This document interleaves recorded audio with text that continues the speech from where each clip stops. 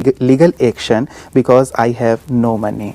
अब ऐसी सिचुएशन पे था जी, एक फ़ोन कॉल भी ऐसा ही आया था हमारे पास कि हमारे पैसे गुम हो गए हैं, वो हमें प्राप्त नहीं हो रहे हैं। तो क्या इसमें भी राजयोग हमारी कुछ मदद कर सकता है? देखिए, राजयोग भी मदद करेगा और पावर ऑफ सबकॉन्शियस माइंड भी इसमें मदद करेगी। ये सच है कि आजकल मनुष्य की मेंटलिटी ऐसी हो गई है कि दूसरों का पैसा लिया और फिर देने की नीयत नहीं रहती। मुझे तो डर है कहीं धीरे धीरे ऐसा ना हो जाए कि कोई किसी को पैसा दे ही नहीं, क्योंकि ये वातावरण बन जाएगा कि पैसा लेकर कोई देने वाले नहीं हैं। और तब बेचारे जिनको ज़रूरत है, देखो पैसे की ज़रूरत तो कहीं ना कहीं सबको पड़ती है, जो ज़रूरतमंद है उन्हें कितनी कठिनाई हो जाएगी। तो इसलिए मनुष्य को ये समझ लेना चाहिए कि दूसरे का पैसा कभी भी सुखदायी नहीं होता। जो दूसरों के पैसों से अपने बच्चों की पालना करते हैं, उनके बच्चे अपने माँ बाप के लिए हमेशा ही सिरदर्दी बनकर रहेंगे। मैं बहुतों को कहता हूँ, जो माँ बाप मुझे फ़ोन करते हैं कि हमारे बच्चे ऐसे कर रहे, ऐसे कर रहे, मतलब संबंध कटु हो गए हैं, बच्चे माँ बाप की इंसल्ट करते हैं, बुरा बोलते हैं, कहीं तो घर से निकाल देने के लिए उन्हें चैलेंज देते हैं। तो मैं उनसे पूछता हूँ, अच्छे पैसे से बच्चों की पालना शायद नहीं की है। तो मुस्कुराने लगते हैं कि भाई कलयुग में तो सारा पैसा धंधे पाप के ही हो गए हैं। तो सचमुच हम इसके साथ हैं और कुछ विधि स्पिरिचुअल मेथड्स में इनके समक्ष रख रहा हूँ, उसका ये अभ्यास करें। एक तो क्योंकि उसके मन में न देने की फीलिंग हो गई है, तो ये उन्हें गुड वाइब्रेशंस देंगे रोज सवेरे। उन्हें क्षमा भी कर दें, उनके प्रति जो इनके मन में कटुता आ गई है उसको ख़त्म करके उन्हें क्षमा कर दें और उन्हें इस तरह संकल्प दें, तुम बहुत अच्छी आत्मा हो, तुम तो पुण्य आत्मा हो, देखो हमने तुम्हें ज़रूरत में पैसे दिए थे, अब तुम हमारे पैसे लौटा दो। यही तो मानवता है, इसी से तो हमारा स्नेह संबंध सदा के लिए बना रहेगा। और फिर एक विजन देखें कि वो 85,000 रुपये लाया है और दे रहा है 15 दिन में ही। टाइम भी देंगे कि 15 दिन में वो 85,000 लाया है और दे रहा है। तो ये विजन बनाएंगे और रोज कम से कम 7 दिन के लिए 1 घंटा प्रतिदिन थोड़ा शक्तिशाली राजयोग का मेडिटेशन कर दें, ताकि इनकी जो शुभ भावनाएं हैं, ये जो विजन बना रही हैं, इसमें बहुत फोर्स आ जाए। बस इतना ये करेंगी तो इनका पैसा वापस आ जाएगा, आएगा अवश्य, क्योंकि ये गरीब हैं, इनका पैसा तो ईमानदारी का ही होगा। और देखो कितनी अच्छी बात कि एक साधारण व्यक्ति ने अपने किसी व्यक्ति को मदद की समय पर। तो मनुष्य को भी सोचना चाहिए कि ऐसे में हमारा उनका पैसा दबाना ये किसी भी तरह कल्याणकारी नहीं होगा, बहुत बड़ा पाप हो जाता है। चलो जिसके पास बहुत पैसे या धनवान हैं उसके आप नहीं दे रहे तो चल भी जाए, लेकिन एक गरीब व्यक्ति का जिसके पास पूंजी बहुत थोड़ी है, उसको इस तरह से सताना ये महापाप बन जाता है। भ्राता जी, ऐसे तो बहुत सारे लोगों के केस होंगे, जैसे आपने कहा कि चलिए पैसे देना अब कहाँ तक वो लोग बंद करेंगे। ज़्यादातर व्यापार तो इसी पे आश्रित है कि कोई दे रहा है, कोई ले रहा है, और इस प्रकार से जो धन है वो सर्कुलेट होता रहता है। जहाँ जहाँ लोगों के इस प्रकार के पैसे फंसे हुए हैं, तो जैसे आपने इनके लिए अभ्यास बताया, क्या ऐसा ही अभ्यास सभी करें या कुछ और भी आप प्रैक्टिसेस बता रहे हैं? वास्तव में यही, एक तो समाज में हर व्यक्ति थोड़ा ऑनेस्ट बने। अभी देखो पेमेंट तो बाद में ही करते हैं बिजनेस में भी लोग, लेकिन अगर पेमेंट ही रोक दें तो वो व्यक्ति कहाँ से, उसको भी तो कहीं पेमेंट करना है ना। तो सारा कारोबार ही बंद हो जाएगा और एक दूसरे पर विश्वास मनुष्य का नहीं रहेगा। और ये बिजनेस तो विश्वास पे ही चलता है। सारा संसार का खेल विश्वास पर ही तो चल रहा है। तो मानवता सचमुच नीचे तो उतर चुकी है, परंतु कम से कम विश्वास को तो जिंदा रखना ही चाहिए। और यही अभ्यास करने हैं सबको। एक तो देने की मेंटेलिटी हो। देखिए बहुत अच्छी बात है कि हम हमेशा देने का मन बनाकर रखें। जिसकी देने की मनसा है उसका भंडार भरपूर रहता है। और जो सोचते हैं क्यों देना है, आज तो वो महसूस कर सकते हैं कि हमारे पास बहुत पैसा हो गया, हमने लोगों का दिया नहीं, लेकिन कल उन्हें अति गरीबी का सामना अवश्य करना पड़ेगा, क्योंकि वही व्यवहार कोई ना कोई उनसे भी करेगा।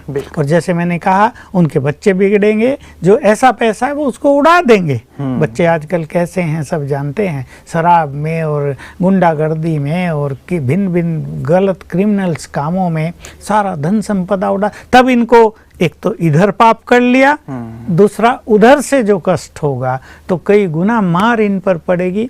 इसलिए स्पिरिचुअल अभ्यास अवश्य करने चाहिए और बहुत ईमानदारी, बहुत सत्यता और देने की भावना, जो एक इम्पोर्टेंट चीज है, देने की भावना। जिसका लिया है हाथ जोड़ लो भाई, और 15 दिन और दे दो या 3 मास और दे दो, हम आपका अच्छी तरह से पे करेंगे। हमारी मनसा है ही नहीं आपका एक पैसा भी रखें, तो इससे उस व्यक्ति को भी सुख मिलेगा, विश्वास बना रहेगा। ये तो करना ही चाहिए। लेकिन जो ये स्पिरिचुअल प्रैक्टिस है जिसका नहीं आ रहा है, वो सब ये करें। राजयोग की भी थोड़ी प्रैक्टिस करें। राजयोग की मदद से ये काम बहुत जल्दी सफल होते हैं। ऐसे कई जगह के अनुभव हैं कि लोगों के पैसे दब गए। एक तो उनको क्षमा किया, उनके लिए प्रेम भाव पैदा किया कि हो सकता है वो भी कहीं प्रॉब्लम में हो, न दे पा रहे हो।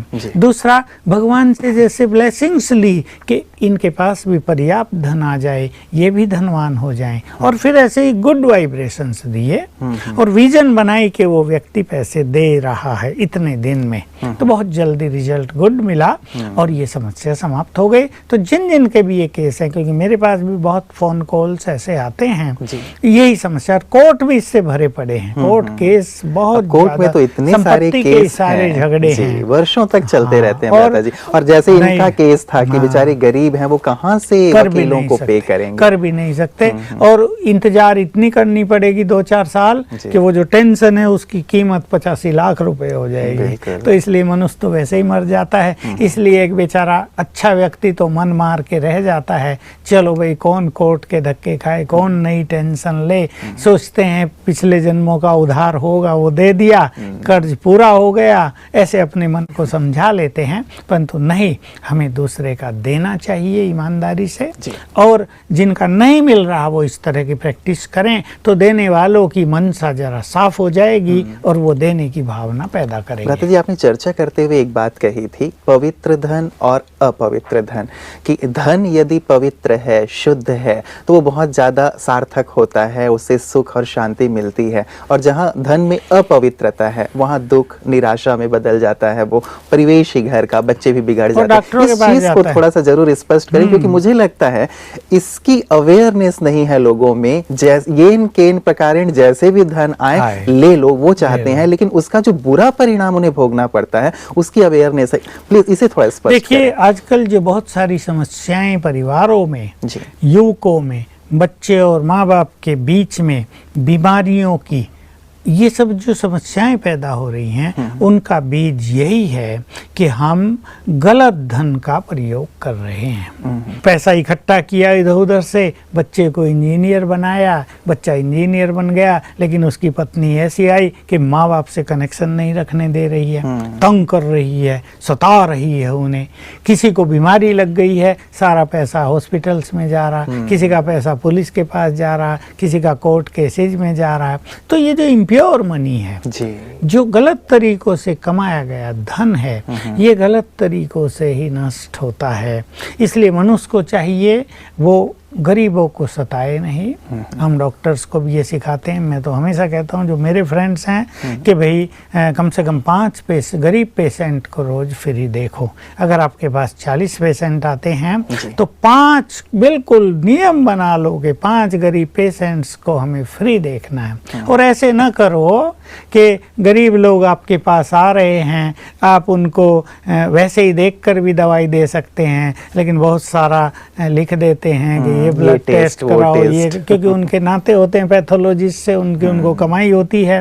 तो ये गलत तरीकों से कमाया गया धन कभी भी सुखदायी नहीं होता है। बच्चे बिगड़ेंगे, घरों में अशांति रहेगी, मनुष्य को अपने अंदर भी एक आंतरिक सुख, मानसिक सुख प्राप्त नहीं होगा। वो धन को देखकर तो खुश हो जाएगा कि आज एक ही दिन में मैंने 10,000 रुपए कमा लिए, एक डॉक्टर भी खुश हो सकता है, लेकिन उसको जो वास्तविक सुख मिलना चाहिए वो तब मिलेगा करेगा जब वो 5 गरीबों को फ्री सब कुछ करेगा, वो जो सुख है वो उस 10,000 से कहीं ज्यादा बड़ा होगा। इसलिए पवित्र धन ही मनुष्य के लिए सुखदायी है, कल्याणकारी है। इस पर बहुत ध्यान देना चाहिए, नहीं तो संबंधों की समस्याएं, परिवारों में समस्याएं बढ़ती जा रही हैं। बिल्कुल, तो नैतिकता का ध्यान रखते बहुत हुए ध्यान रखना धन जो भी है वो कमाएं, धन तो कमाना ही है, परिवार को चलाना ही है, लेकिन नैतिकता का विशेष करके ध्यान रखें और पवित्र तरीके से, गलत तरीकों से निचोड़े नहीं गरीब